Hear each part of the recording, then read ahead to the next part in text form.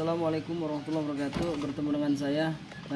Kali ini saya akan berbagi tip atau pengalaman saya bagaimana caranya menggunakan bor tangan yang baik dan benar dalam mengantisipasi terjadinya slip dan patah bor dalam menggunakan bor tangan untuk pengeboran media besi. Seringkali kita menggunakan bor tangan ini untuk mengebor satu media besi, terjadi yang namanya slip dan patah mata bor. Oke, pada kali ini kita tidak membahas media yang lain, kita membahas hanya media besi.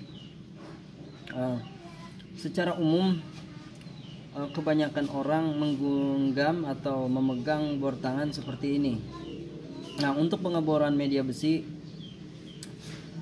biasanya pada saat mata bor ini sudah mau tembus, maka akan terjadi slip. Dan slip itulah yang mengakibatkan hentakan. Dan hentakan itu biasanya terjadi karena ujung mata bor ini sudah hampir tembus. Oleh karenanya dari hentakan yang besar itu, berdasarkan pengalaman saya, seringkali terjadi patah mata bor. Oleh karenanya pada kesempatan kali ini saya akan membagikan tip bagaimana caranya agar kita mengantisipasi agar tidak terjadi slip dan patah bor. Oke. Secara teori bor tangan semuanya didesain dan dibuat oleh pembuatnya selalu diberikan lengkungan pada sisi atas ini. Dan lengkungan pada sisi atas ini memiliki fungsi atau memiliki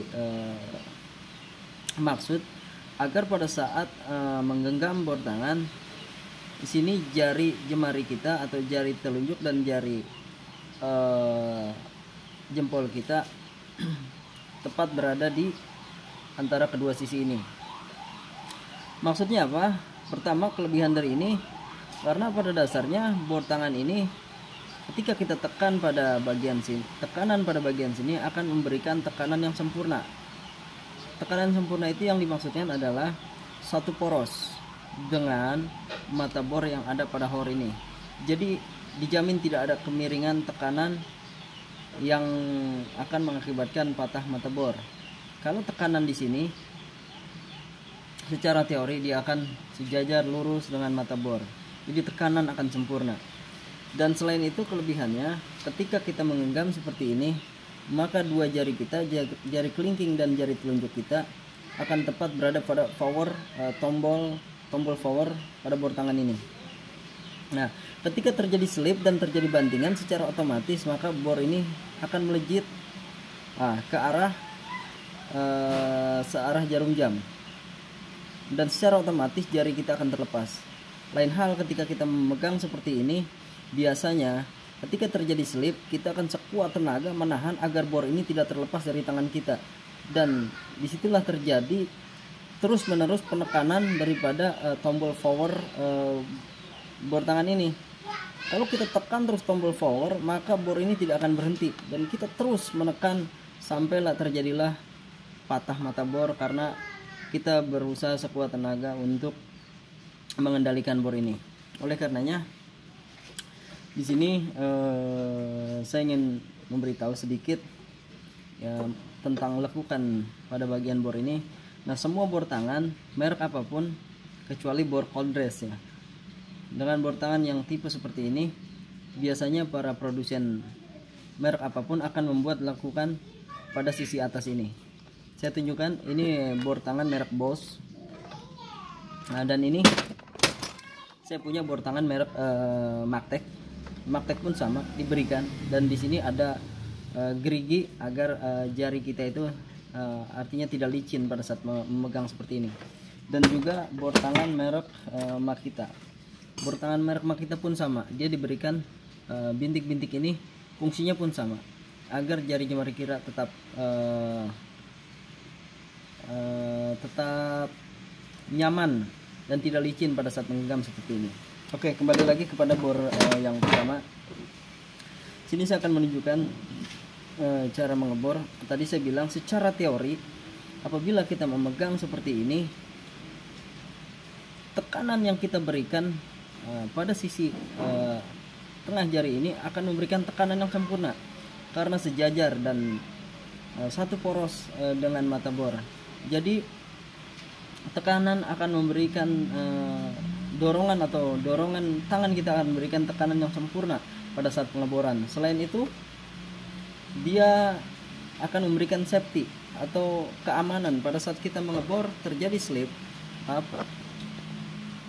Apabila kita mengebor pada saat terjadi slip, maka secara otomatis bor ini akan terbanting ke arah searah jarum jam. Lalu dengan bantingannya itu secara otomatis pula maka jari kita akan terlepas dari tombol forward. Nah, seperti ini. Kita hanya fokus pada di sini dan di sini tidak akan terlepas. Maka dengan otomatis pula bor ini akan berhenti. Lain hal ketika kita memegang seperti ini.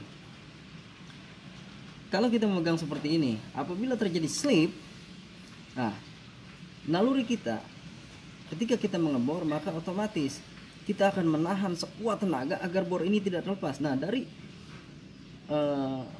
penahanan inilah akan terjadi terus menerus penekanan tombol forward dan bor tidak akan mati, lalu terjadilah kemiringan dan patahlah mata bor. Itulah yang sering terjadi ketika kita menggunakan mata bor atau kita menggunakan bor tangan bila kita mengebor media besi. Ya, sekali lagi di sini saya hanya membahas media besi. Ketika mengebor dengan media kayu mungkin lain lagi teorinya. Mungkin itu saja tip dari saya. Semoga tip ini bermanfaat. Apabila ada saran, kritik yang lebih senior, para master, silakan dengan saran dan kok berikan saran di bawah komentar. Namun tetap menjaga kesopanan dalam kita memberikan komentar. Apabila dirasa video ini bermanfaat, silakan like dan subscribe serta bagikan kepada rekan-rekan seprofesi. Akhir kata saya ucapkan wassalamualaikum warahmatullahi wabarakatuh.